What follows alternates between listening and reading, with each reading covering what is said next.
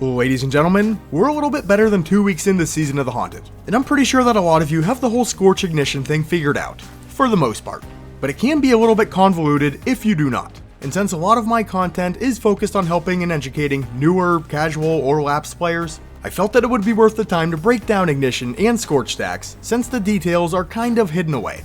And if you're someone who likes digging into the finer nuances of in-game mechanics, the latter half of the video may hold some value for you as well. In my previous video on the subject matter, I sorted out and categorized the various Scorch effects in the game, ran their damage numbers, counted their ticks, and timed their duration. But I never got into the Scorch Stacks, which is ultimately what causes Ignition.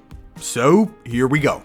Anything that applies Scorch, melees, grenades, supers, weapons, has a static number of Scorch stacks associated with it. A lot of this data was disclosed in this week of Bungie news updates, but they didn't catch everything, so specified testing was required. So if you're someone who doesn't tend to read the TWAB, or you don't spend time testing this stuff out for yourself, it can be pretty hard to sort out, and I wish these numbers were presented somewhere in-game. But then again, that's why I'm here. We have light scorches, moderate scorches, heavy scorches, and variable scorches. I figured I'd just save my breath, and your time, and categorize all of these in an infographic. It keeps me from having to verbally list off every single ability, and it keeps you from having to listen to me do that. Now, this isn't exactly a full and complete Scorch stack listing. I got a lot of them, but there are definitely aspects of Scorch that I have yet to test. And even though they're all broken down into groupings, there still are some inconsistencies within those categories. Like the light scorches, they all tend to roll 7 damage ticks, but the stacks applied can be quite different. Same goes for Knife Trick and Incinerator Snap in the heavy category. They will apply a heavy scorch, but they are multiple projectile abilities, and you will have to land a certain number of those projectiles to get that heavy scorch rolling. But if you want to proc an Ignition, which is just a big AoE explosion, the magic number is 100. If 100 Scorch stacks are applied to a single target, they go boom. Example, if you're a Titan, you could throw an incendiary grenade on a target, 60 stacks, and then go drop a hammer strike into their chest, 40 stacks. And right there you can see the Ignition touch off, dealing about 36,000 points of damage to Carl. If you want to increase the amount of stacks you're applying to a target, you could put on the Ember of Ashes fragment, and your Scorch damage and duration will actually improve as well. Now, this isn't going to bring any of the abilities listed here up to the point where they are a one-shot Ignition, aside from Incinerator Snap, which actually is at base if you land all 5 projectiles. But the fragment does open the door for a lot more combinations, and really it just ends up upping the frequency of Ignitions altogether. So take this chart, screenshot it, reference it, do whatever you want with it. It's yours. And while there is a method to Ignition, if you're someone who generally plays group match-made activities,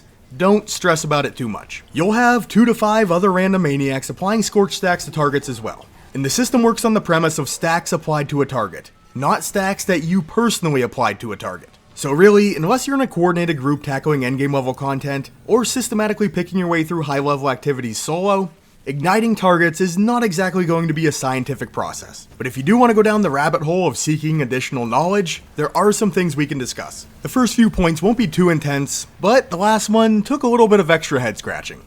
Anyway, things to keep in mind. All Scorch stacks will clear on Ignition. So for instance, if 2 heavy scorches are applied to a single target, 60 and 60 is 120. The Ignition occurs and the Scorch stacks are returned to 0. The remaining 20 do not carry over. Any Scorch damage will cease as well. An Ignition will stop a Scorch's burn dead in its tracks. So if you have a good hot Scorch rolling on an enemy, there are some instances where you may want to let it run its course. I mean, 9 times out of 10, the Ignition and its accompanying damage will provide the better damage output, but there are certain cases where the Scorch itself could reach a higher ceiling, albeit over a longer period of time. Scorch applying weapons will build Scorch stacks when damaging a target, but the stacks applied from this source are pretty minimal. I measured this by starting things off with an incendiary grenade. 60 stacks of Scorch. 40 more stacks will be needed to ignite. With Prometheus Lens, it took 60 rounds to spark the Ignition. Hence, 60 rounds fired from the weapon to apply 40 more Scorch stacks with constant damage. That breaks down to approximately 0.67 stacks per round. So not even a full stack for each one. With Skyburner's Oath, using the same method, it required 15 hip-fired shots for the Ignition to proc.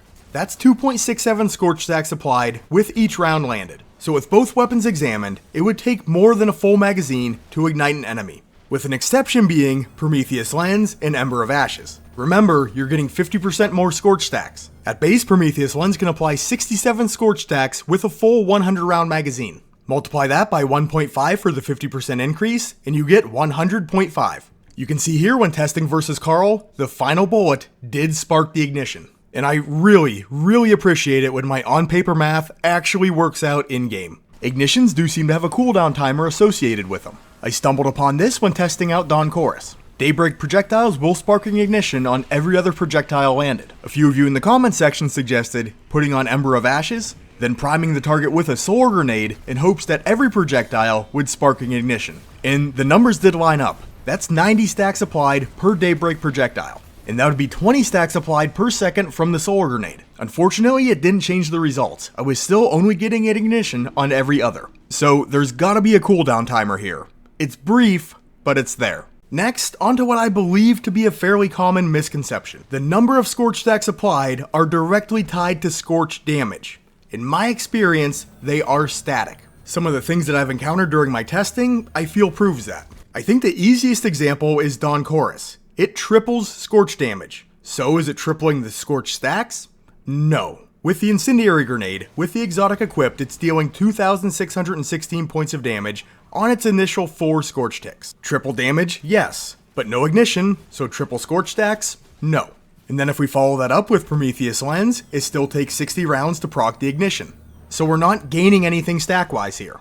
With Prometheus Lens, if we have a damage buff, which, by the way, does increase the damage of both the Scorch Burn and the Ignition, it still takes the full 100 round magazine to ignite Carl with Ember of Ashes applied. So Scorch stacks are static and consistent, regardless of how much Scorch Burn damage is being applied to an enemy. And the last thing that I wanted to touch on before we go on our merry way, Scorch Stack Degradation. How quickly do these Scorch stacks fizzle out once applied, and are they dropping off in chunks, or is it a gradual decline? This was difficult to test, and it's still kind of a gray area for me. And I also couldn't find any rock solid information on the subject matter from any third-party sources. A few people in the Discord suggested that I test this in PvP, but I didn't want to run the risk of the function differing between the two sides of the game. Regardless, I do have some information and a theory based on the testing that I've done that I can share. My initial thoughts were that the Scorch stacks would start to diminish after the first 4 consistent Scorch damage ticks started to diminish in value. Not the case though.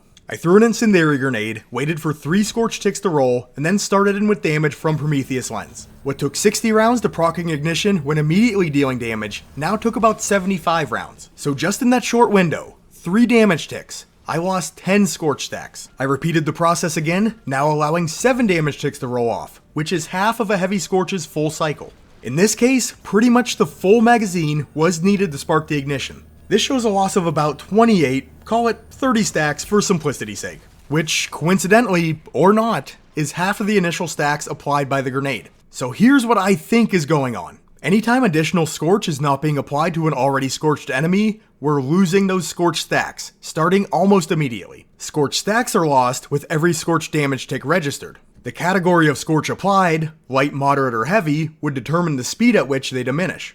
If a Heavy Scorch effect loses 50% of its stacks after the 7th of 14 total damage ticks, a Moderate Scorch would see the same reduction between the 6th and the 5th tick. In turn, a Light Scorch would drop to half between the 4th and the 3rd. That's my theory at least. Past that, I don't know what to tell you. Testing out Scorch Degradation in-game was tricky. If you'd like to give it a shot for yourself, I'd be very interested in hearing what kind of results you came up with. In the grand scheme of things though, does this really truly matter?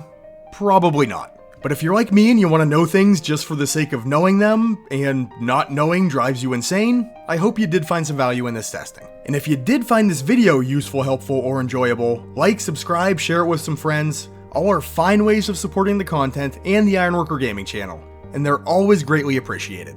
If you have anything to add to the conversation, or any additional knowledge to share, drop it down in the comments. I always like to hear your thoughts. And with all that being said, I'd like to thank you for taking the time out of your day to check out this video. You guys are awesome, and I will catch you on the next one.